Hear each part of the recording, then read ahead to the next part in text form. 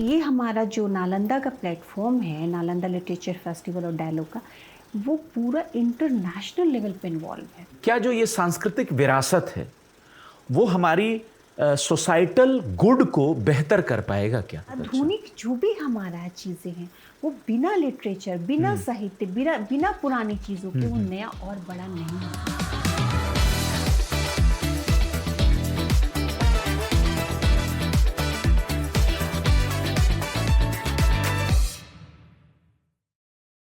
नमस्कार।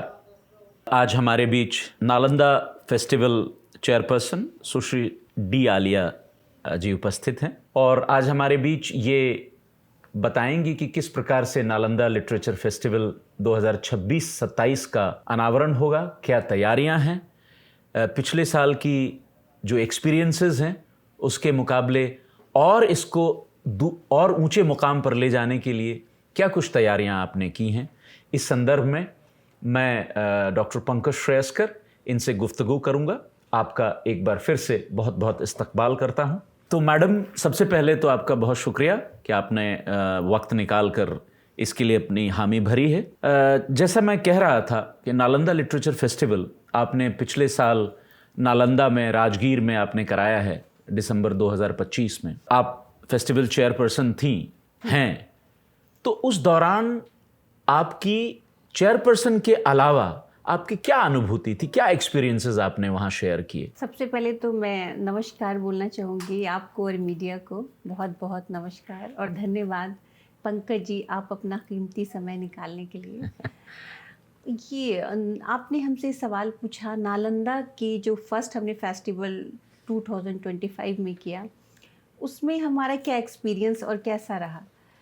एक्सपीरियंस तो इतना अमेजिंग रहा कि वो मैं आपको बता नहीं सकती हूँ कि इतना सारा यूथ हमारे साथ जुड़ेंगे। और जब हम नालंदा, हमने बहुत ज़्यादा पहले नहीं ये प्लान किया था। हमने 2024 में ही हमने सोचा कि हमें एक लिटरेचर फेस्टिवल करना है और वो बिल्कुल डिफरेंट होना चाहिए। अच्छा, इसकी सोच आपने 2024 में करी? हाँ, 2024 में हमारा सोच आया। और इस सबसे पहले सोच मैं आपको ये बताऊंगी कि हमारा कैसे आया। मैं और गंगा जी, हम लोग को थोड़ा घूमना पसंद है, वर्ल्ड ट्रैवल करना। अच्छा अच्छा। तो हमने 7 वंडर में हमने 5 वंडर देखा है। अरे क्या बात! हाँ, तो 5 वंडर जो हमने देखा, और जिसमें हमने पेट्रा देखा है, चीन की दीवारें देखी है, हमने लाइट हाउस देखा है, हमने इजिप्ट का वो देखा है, पिरामिड देखा है, बहुत सारा जो हमने देखा। तो हमें सबसे पहले माइंड में आया कि क्योंकि मैं नालंदा से हूँ, मैं तो बिल्कुल नालंदा से हूँ, वो मेरा। अच्छा, आप वहीं की रहने वाली हैं? यस, नालंदा ज़िला की ही मैं बोर्न हूँ। अच्छा, तो मुझे तभी आपके चेहरे पर इतनी मुस्कुराहट आ जाती है नालंदा का नाम लेकर। तो बिल्कुल धन्यवाद। तो वो चीज़ें जब मैंने देखा, मैंने बोला उस चीज़ों से कहीं ज़्यादा हमारे भव्य हमारा नालंदा, जो प्राचीन नालंदा खंडर जो आज है, जो यूनिवर्सिटी का हमारा डिस्ट्रॉयड वाला चीज़ें है, और बहुत ज़्यादा उससे बेटर हालत में है। हमने कोलोसियम भी देखा है इटली का, वो भी देखा, उससे कहीं बेटर है। तो हमारी उस वजह से हमारी रुचि, हमारी और हमारे फेस्टिवल डायरेक्टर की हमारी रुचि बढ़ी इस नालंदा के बारे में जानने की और चीज़ें। तो हमने पढ़ा वैनसेंग के आना और चीज़ों का उतना सारा जो वो था, उसका भव्य रूप था। तो वो जब हम पढ़ते गए चीज़ों को, तो बहुत चीज़ें हमारा वहाँ का आया कि वो 4 चीज़ों पे उसका जो एजुकेशन सिस्टम था वहाँ का, वो उसके बारे में जानने की जब हमारी उत्सुकता हुई कि उसके बारे में हम जानते हैं, तो मैंने पढ़ा कि वहाँ का जो एजुकेशन सिस्टम था, मतलब जो ऑक्सफोर्ड से पुरानी यूनिवर्सिटी, प्राचीन यूनिवर्सिटी, जिसको लोग पूरा दुनिया जानता है आज के टाइम पे। आज के टाइम पे आप ये बोलोगे दिल्ली से तो नहीं उतना जितना नालंदा से जानेगा कि नालंदा से आप आए हो। बेशक, इतना ज़्यादा है। तो इतना हमारी उत्सुकता हुई उसकी नॉलेज सिस्टम को जानने के लिए कि क्या क्या था उसमें। तो जैसे हमने उसका ये किया जाना कि उसमें डिबेट सिस्टम था, उसका एजुकेशन सिस्टम, उसका एजुकेशन में बिल्कुल आर्ट एंड कल्चर को प्रमोट था। और आर्ट एंड कल्चर को बिल्कुल हर तरह के आर्ट एंड कल्चर, पूरे देश विदेश से, हिंदुस्तान तो था ही था, विदेश के भी आर्ट एंड कल्चर को सारा प्रमोट था उसमें। फिर आयुर्वेदा जो नेचुरोपैथी मेडिसिन का जो था सिस्टम, उसके बारे में पूरा विस्तार से लोगों को पढ़ाया सिखाया जाता था, जिसमें पूरी दुनिया से लोग आते थे पढ़ने और सीखने के लिए। तो वो सारी चीज़ें जो हमारे माइंड में आई कि ये बिल्कुल जो हमारा आधुनिक साइंस से ये सारा रिलेटेड है, जो भी हमारा है, जो पुराना, जो प्राचीन और आधुनिक विज्ञान दोनों एकदम एक जैसा मिल रहा है, क्योंकि आज हमें ऑर्गेनिक चीज़ों की ही ज़रूरत है। आज हम जैसे जैसे लौट रहे हैं, आज हम बिल्कुल ऑयल बोले तो कोल्ड प्रेस ऑयल खा रहे हैं, ऑर्गेनिक फार्मिंग की चीज़ें खा रहे हैं। तो आधुनिक चीज़ों पे जो उसका ज्ञान है और वो चीज़ें हमारा अभी वही पूरा दुनिया उसी पे रिवर्ट बैक जा रहा है।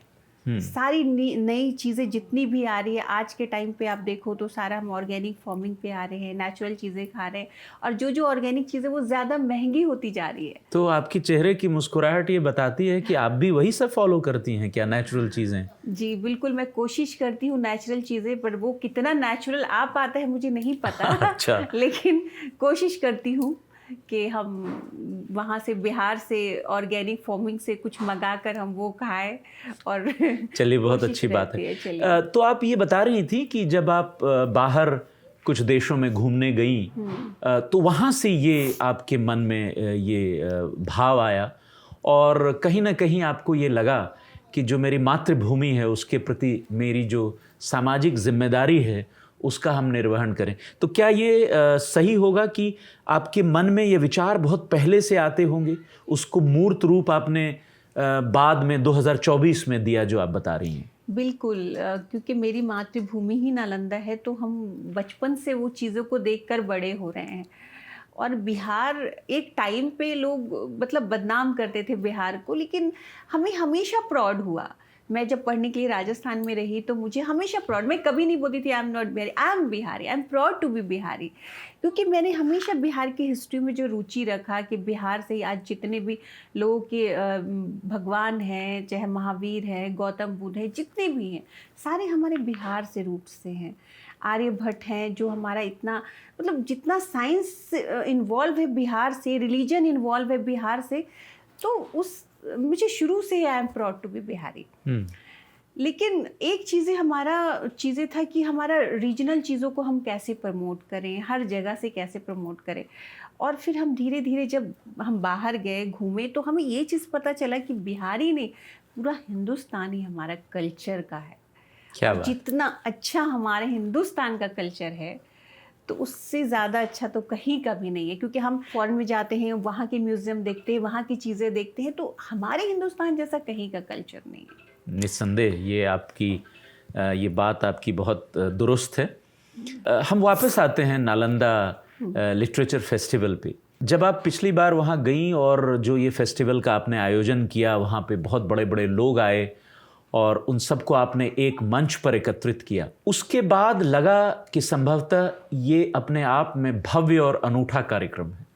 फिर इस बार आप कैसे पिछले साल की परंपरा को आगे बढ़ाएंगे या उससे भी ऊपर ले जाएंगे? सबसे पहले जब हम प्लानिंग में ही नालंदा की भूमि पे जब हम वो गए और वो यूनिवर्सिटी जहाँ पे थी, प्राचीन यूनिवर्सिटी और न्यू डेवलप जो हुई है, तो वहाँ का हमें जाते ही हमें गूज़बम्प आ रही थी, मतलब अलग सी एनर्जी, गजब की वहाँ की एनर्जी थी। हम गए और हमारे साथ कम से कम 50-60 जो टीम गई, सारी टीम को अलग सी एनर्जेटिक हो गई। वो है वहाँ आत्मा बसी हुई है, बस हमें क्या है कि हम उस पर चल रहे हैं। बोलते हैं ना कि वो आत्मा है वहाँ पे ऑलरेडी मौजूद है। और हमारे शशि थरूर ने एक चीज़ बोला था कि वो यूनिवर्सिटी 3 बार टूटी और बनी, तो वो फिर से यूनिवर्सिटी बनी है, चीज़ें बनी हैं, लेकिन जो प्राचीन ज्ञान विज्ञान जो आधुनिक से उसका सम्मेलन करके उसको आगे बढ़ाने का हम लोग काम कर रहे हैं। क्या बात है। मतलब आपके चेहरे पे जो भाव और भंगिमा और जैसे आपकी मुस्कान आती है, उससे साफ लगता है कि आप बहुत जज्बाती हैं और उस भूमि से जुड़े हैं। बिल्कुल। मुझे पूरी उम्मीद है कि इस बार भी आप कुछ नया और अनूठा उस कार्यक्रम में दे पाएंगे। बिल्कुल। तो इस बार की शुरुआत आपने डायलॉग से की है, तो ऐसा ये अनूठा कार्यक्रम अमूमन तो लिटरेचर फेस्टिवल्स में नहीं देखने को मिलता है। तो ऐसा कैसे विचार में आया आपके कि एक डायलॉग की परंपरा रखी जाए? डायलॉग की परंपरा रखने का हमारा ये विचार था ना कि डायलॉग एक ऐसी चीज़ है, कोई भी सेशन में क्या होता है कि हम बस अपनी बातें रखते हैं, वो भी अपनी बातें, ये भी अपनी बातें रखती है, पर वो दोनों में डिबेट सिस्टम या उससे छोटी छोटी बातें निकल के नहीं आती है। तो हम डायलॉग में क्या है कि हम ये पूरी सामाजिक तत्वों पे, चीज़ों पे, हम वो मुद्दों पे खुल के चर्चा करेंगे। आप अपनी बातें रखेंगे, हम अपनी बातें रखेंगे। तो वो पूरा डायलॉग का सेशन इसीलिए हमने रखा कि दो तरह के लोग अपनी बातों को खुल के आदान प्रदान कर सके और जी। वो समाज में रख सके, ताकि वो समाज में चीज़ों की परिवर्तन हो सके, उस चीज़ों पर, उस चीज़ों पे काम हो सके। अच्छा, ये बहुत अच्छा विचार है आपका।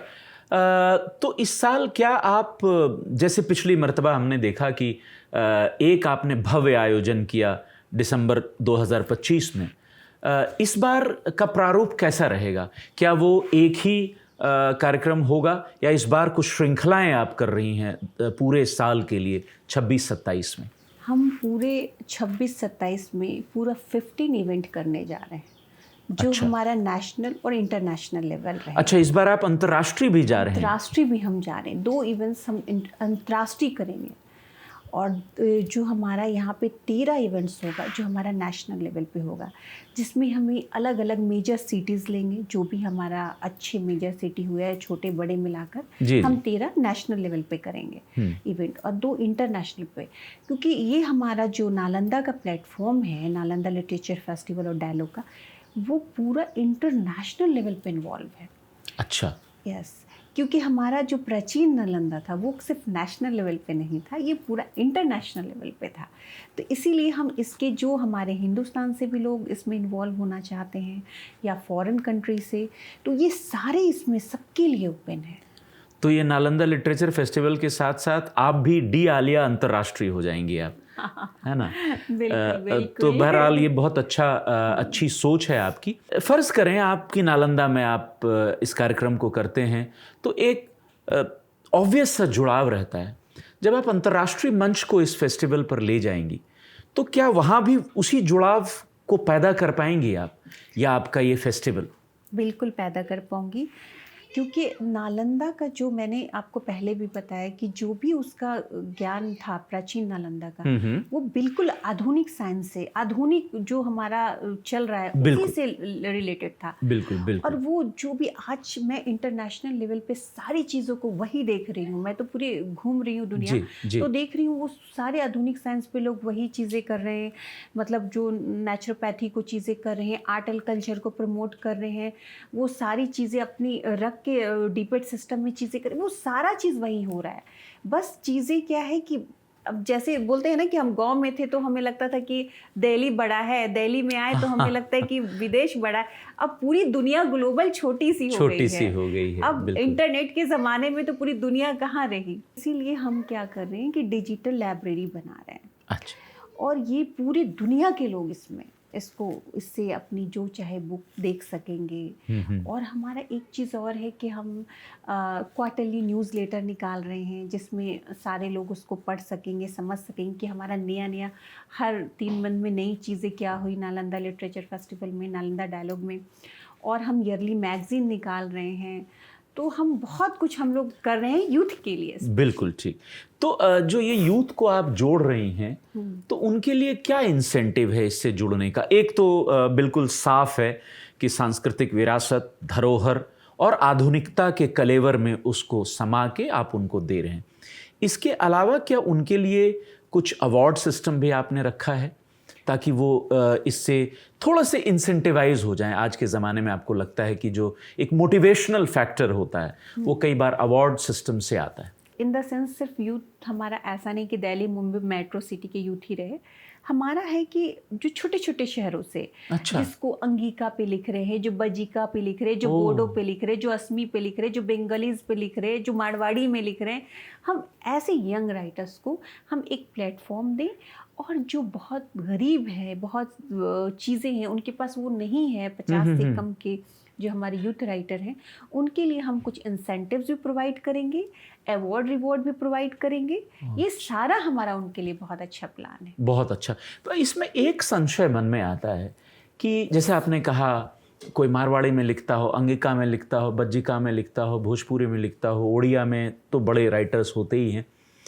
तो इसकी पहचान कैसे कर पाएंगे हम? क्या हमारा सिस्टम इतना व्यापक होगा कि उस राइटर्स को हम पहचान पाएंगे, आइडेंटिफाई कर पाएंगे, और जिसको ऐसे प्लेटफॉर्म की ज़रूरत है उसको हम पहचान पाएंगे? उसका हमारे पास व्यापक तंत्र हमने बना रखा है नालंदा लिटरेचर फेस्टिवल में? बिल्कुल बिल्कुल हमने बना रखा, हमने एक कमेटी बना रखी है जो हर स्टेट से हम ऐसे जो राइटर्स, एक तो हम इवेंट्स करेंगे सारे स्टेट और सिटीज़ में जाके, अच्छा, वहाँ जहाँ से- पर कि इस टैलेंट को भी हाँ, आइडेंटिफाई हाँ। की जा सकेगी। तो वहाँ के जो सीनियर्स और पहचान वाले राइटर हैं, जो ऑलरेडी नोवेलिस्ट हैं, जिनको ऑलरेडी अवार्ड मिल चुका है, सम्मान मिल चुका है, तो वैसे राइटर्स के थ्रू हम वो वहाँ के यंग के जो राइटर्स हैं उनको सिलेक्ट करके, और एक कमेटी मेंबर में सारे यूथ राइटर्स उसमें आएंगे और वहाँ से सिलेक्ट मेरिट बेसिस पर आप ये करेंगे ताकि जो प्रतिभाशाली लोग हैं उनको ये मंच मिल सके। बहुत अच्छा।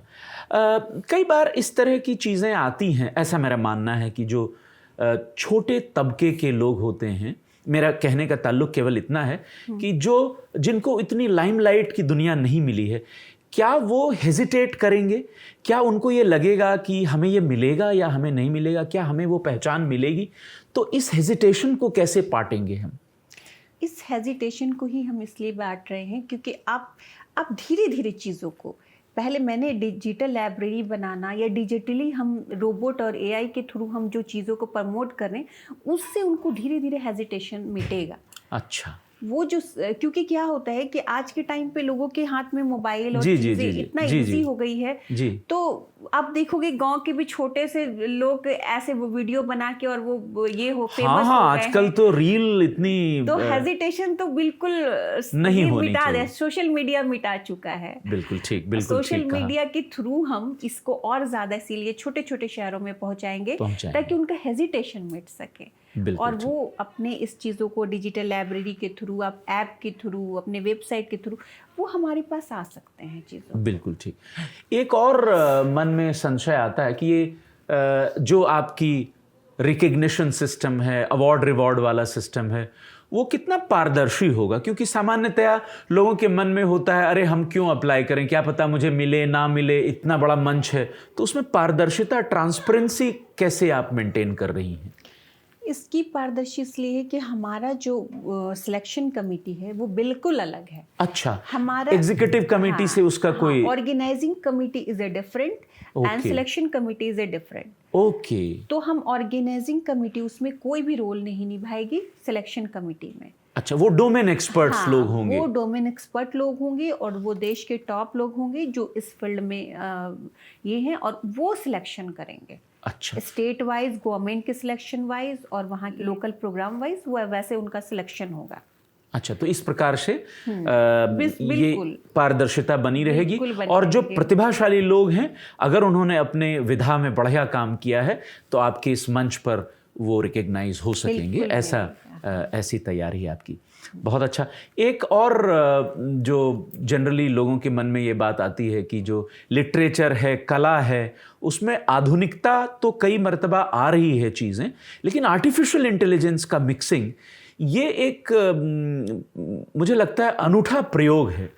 तो इसमें आप इसको सस्टेन कर पाएंगे, लंबे समय तक इसको आगे ले जा पाएंगे आप?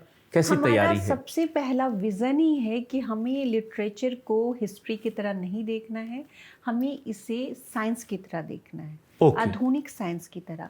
और आधुनिक साइंस किसको बोलते हैं? आज के टाइम में एआई, रोबोटिक साइंस, यही तो आधुनिक साइंस है। जी, जी, जी। तो हमारा ये पूरा प्लान ही है कि जितना साहित्य होगा वो रोबोट के थ्रू पूरा रोबोट में उसको ये करके रोबोट बताएगा। जब मतलब ये कह रहे हैं कि एक रीजनल अच्छा साहित्य दूसरे रीजन के लिए भी उपलब्ध हो सके, उसमें आप इस तकनीक का इस्तेमाल करना चाहते हैं। और वो कई लैंग्वेज में बताएगा। मतलब क्या बात है, ये बहुत आपने बिल्कुल बेजा फरमाया कि इसमें आर्टिफिशियल इंटेलिजेंस में एक नेचुरल लैंग्वेज मॉडल होता है कि जिसको आप NLM इस्तेमाल करके आप जो भाषा मैं नहीं जानता हूं, मैं अपनी भाषा में बोलूंगा और एक बहुत अनूदित किस्म का काव्य हमारे समक्ष प्रस्तुत हो जाए। बिल्कुल। तो ये भी आपके नज़र में है, इस तरह के कार्य भी आप करेंगे? हाँ, और हमने फर्स्ट लिटरेचर फेस्टिवल में एक रोबोट आया था, वो भोजपुरी में बता भी रहा था लिटरेचर। अच्छा, अभी जो आपने दिसंबर हाँ, 2025 हाँ, में किया है, और क्या जो बात। नेक्स्ट हमारा 27 में होने वाला है, तो उसमें तो बिल्कुल आपको रोबोट और केक रूप दिखाने वाला है।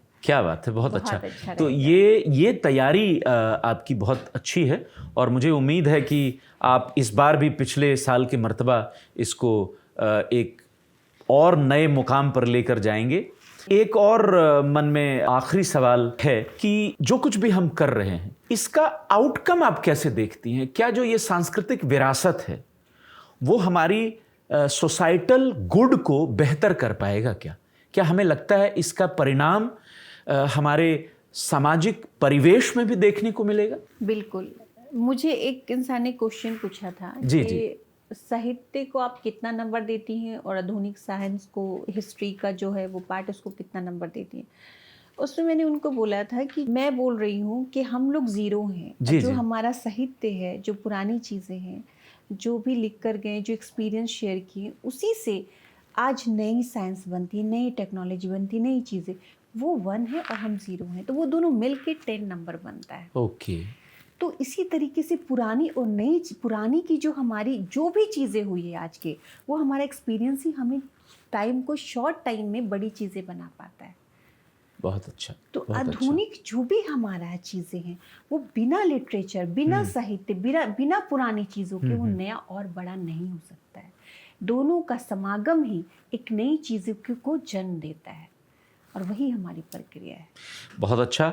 आज आपसे बात करके मुझे बहुत अच्छी अनुभूति का एहसास हुआ और जो सबसे अच्छी बात मुझे आज इस परिचर्चा में लगी है वो है आपका जीवंत हो जाना, एक एक शब्द जो आपके चेहरे पर प्रयास लाए हैं। मुझे पूरी उम्मीद है कि इस बार भी आप बहुत अच्छा करेंगी और एक ऐसी संस्कृति का आप प्रचलन करेंगी जो लंबे समय तक इस क्षेत्र में बना रहे।